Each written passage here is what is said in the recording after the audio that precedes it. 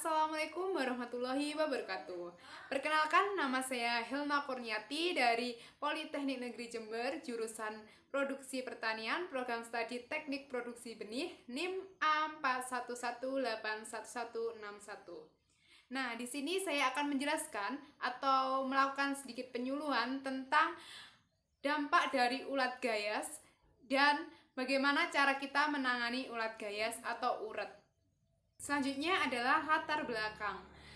Saya melakukan penyuluhan ini di Desa Sugihwaras, Kecamatan Ngancar, Kabupaten Kediri, yang biasa dijuluki sebagai desa lereng Gunung Kelut. Nah, hasil survei saya mengatakan bahwa mayoritas penduduk Desa Sugihwaras bermata pencarian sebagai petani, yaitu petani buah nanas.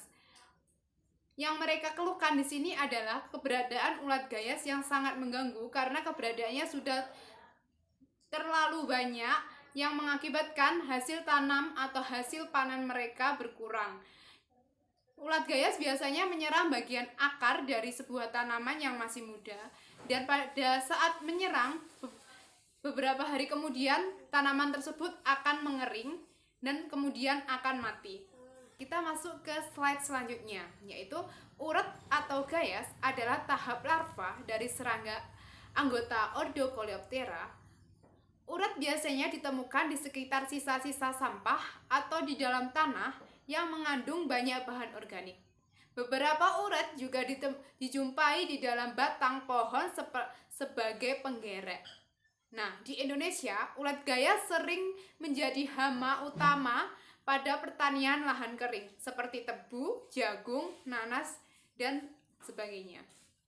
Selanjutnya kita masuk pada siklus hidup ulat gayas.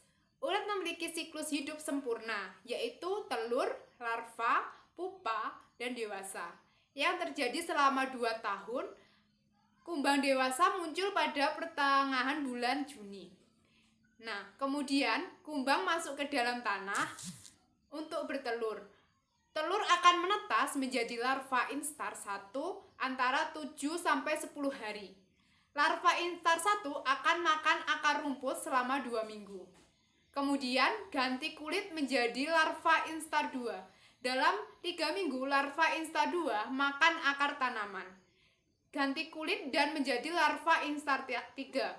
Larva instar 3 mulai muncul antara bulan Oktober sampai November dan terus makan sampai menjadi pupa pada pertengahan bulan Juni tahun berikutnya. Ancaman serangan hama uret dapat terjadi antara bulan Oktober sampai November dan Maret sampai April di lahan kering. Karena berdasarkan siklus hidup tahun tersebut, kedudukan uret pada bulan-bulan ini berada dekat dengan permukaan tanah, sehingga uret akan menemukan kulit batang bawah yang sangat dekat dengan tanah, akar tanaman, dan akar yang telah berkembang menjadi umbi. Nah, di sebelah ini ada contoh tumbuhan buah nanas. Dari contoh tumbuhan buah nanas ini, yang biasanya diserang oleh ulat gayas atau uret, yaitu bagian akar yang paling bawah sendiri. Biasanya akar dimakan dan setelah itu tumbuhan buah nanas tersebut akan mengering dan mati.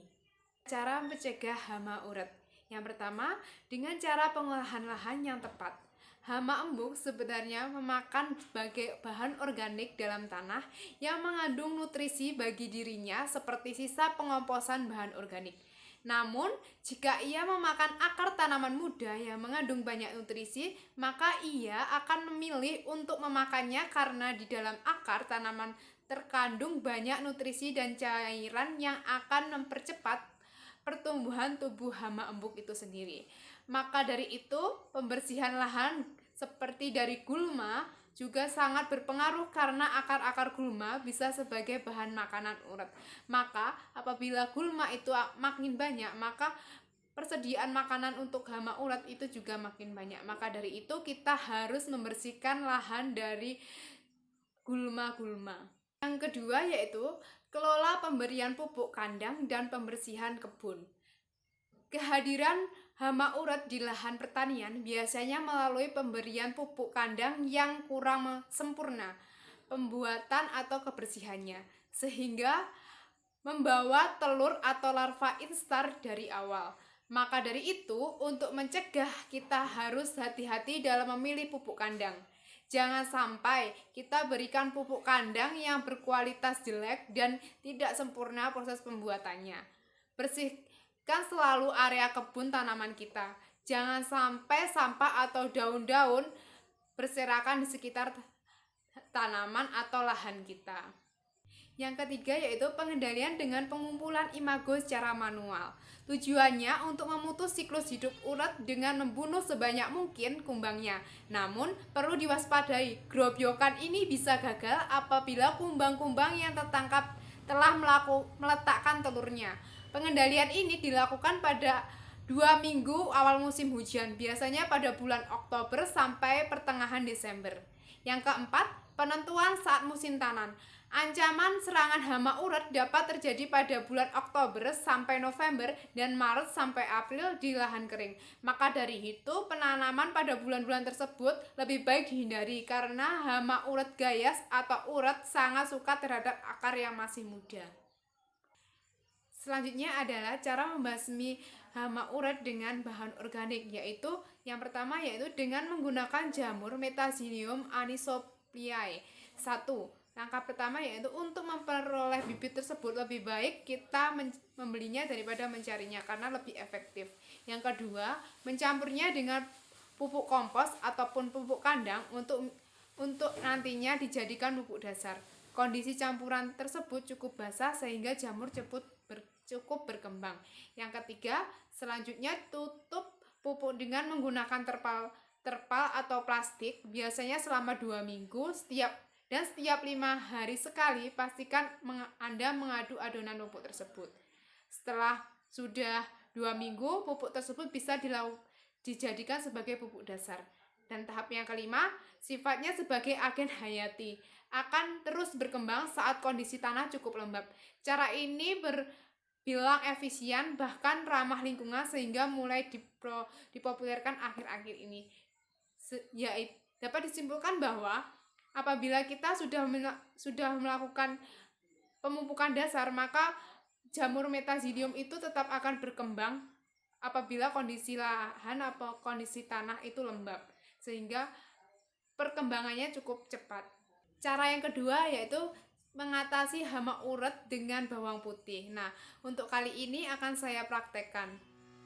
Bahan-bahan untuk pembuatan pestisida organik dari bawang putih yaitu wadah kosong, blender, pisau, dan saringan. Untuk bahan-bahannya adalah air 200 ml, 2 sendok makan sabun pencuci piring, dan 1 umbi bawang putih. Selanjutnya yaitu langkah-langkah pembuatan pestisida organik dari bawang putih. Yang pertama, pisahkan bawang putih menjadi satu-satu.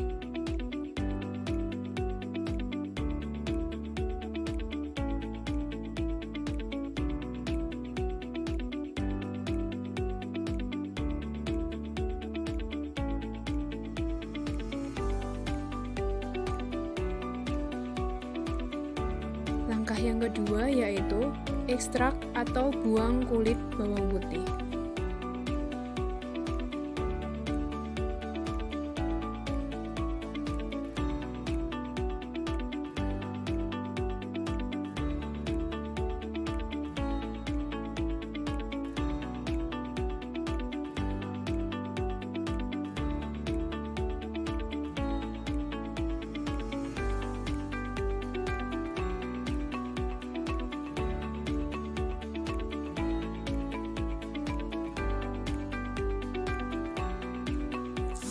Langkah yang ketiga yaitu potong-potong bawang putih menjadi 4 bagian.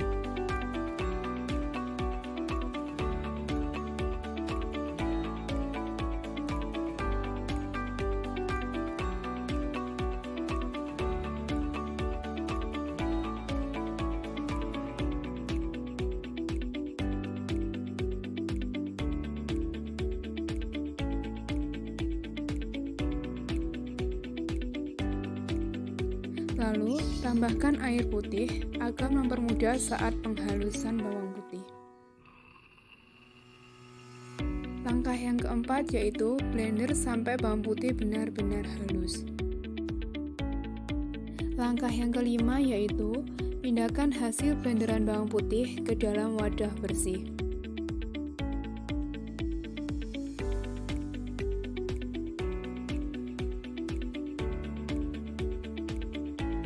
Lalu, tambahkan 2 sendok makan sabun pencuci piring.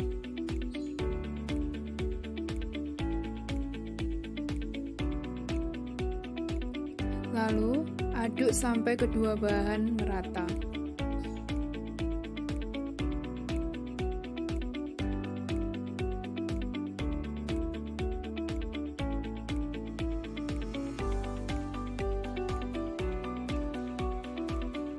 Langkah yang keenam yaitu menyaring agar ampas dapat terpisah dari sari-sarinya.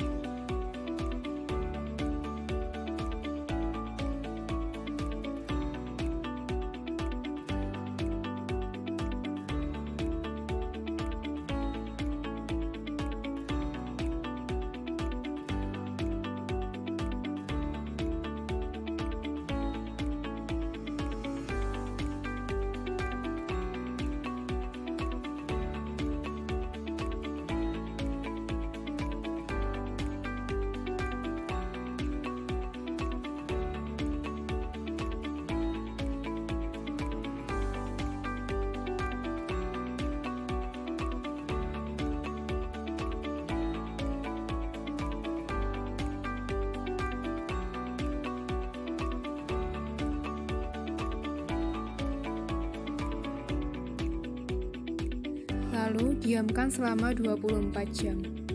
Dan ini hasil setelah pendiaman 24 jam.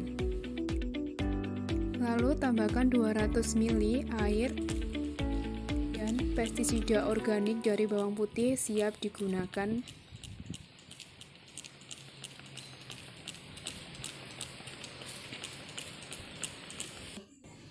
Selanjutnya yaitu menggunakan lampu perangkap. Kegiatan ini dilakukan pada saat menjadi kumbang. Kumbang sangat suka cahaya, maka dari itu kumbang akan mendekati cahaya dan terjatuh ke dalam bak. Alat dan bahan yang dibutuhkan yaitu 1.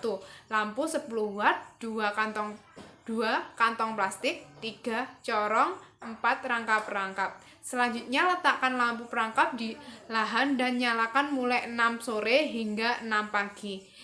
Contohnya ada di samping. Nah, itu tadi yaitu penyuluhan dari saya mengenai hama urat atau ulat gayas dan bagaimana cara kita membasmi dengan cara organik.